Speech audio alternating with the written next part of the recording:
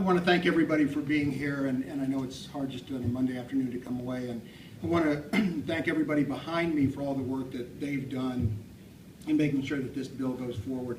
I do think it's a landmark piece of work, and I do think that we're ahead of the nation, and I'm proud to be, you know, a Massachusetts resident where I think the vision is not only there, but the commitment to that vision. There's so much talk. I mean, every time you turn on the news, you can see something about the opiate crisis. I think this is one place where the conversation has actually been transformed into action, and I think the two pieces in this bill that are really important, and that is, and I won't repeat what everyone else has said, but the prescription, the ability to attenuate prescriptions, and I think that's really important. You know, I think somebody on the Hill said recently, we can't control genetic vulnerability, but at least we can control exposure.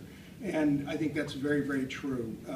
And that is that, you know, that exposure, we see so many people who, as a result of falling on their wrist, as a result of a C-section, as a result of all kinds of things, have been given enormous amounts of narcotic analgesics and have developed addictions as a result.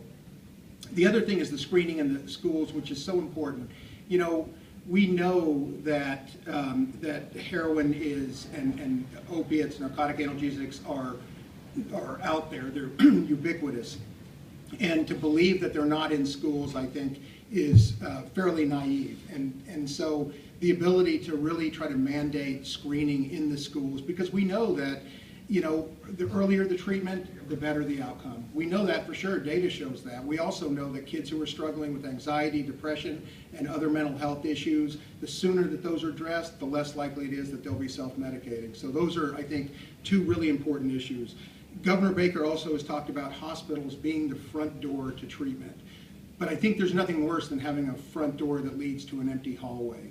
And that's one thing that I'm also very proud of being part of Harrington, that, you know, we've expanded behavioral health services more than any other department in the hospital in the last few years in direct response to the needs of the community.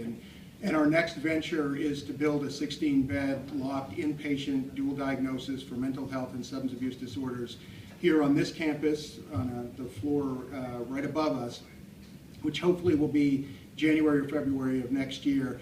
And it's such an important resource in this state because there's only one or two other places, and truthfully, we've had no luck getting anybody into those beds. And so we really feel fortunate, and fortunate that we have a community that supported, and fortunate that we have a CEO who supported this, and I really think it's an important thing, along with all the outpatient work that, you know, that we're doing as well.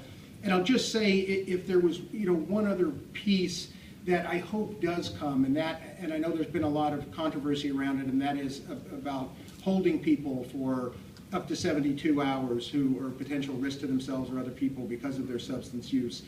I think that's it's a vital feature, but I think we can't do that if they're not in an appropriate place. We don't want them to be in jails. We don't want them to sit on gurneys in ERs. We want them to be in appropriate places. So I think that it's an important piece, but the resources behind that are also important. And hopefully that'll be our next step in the Commonwealth. Thank you all.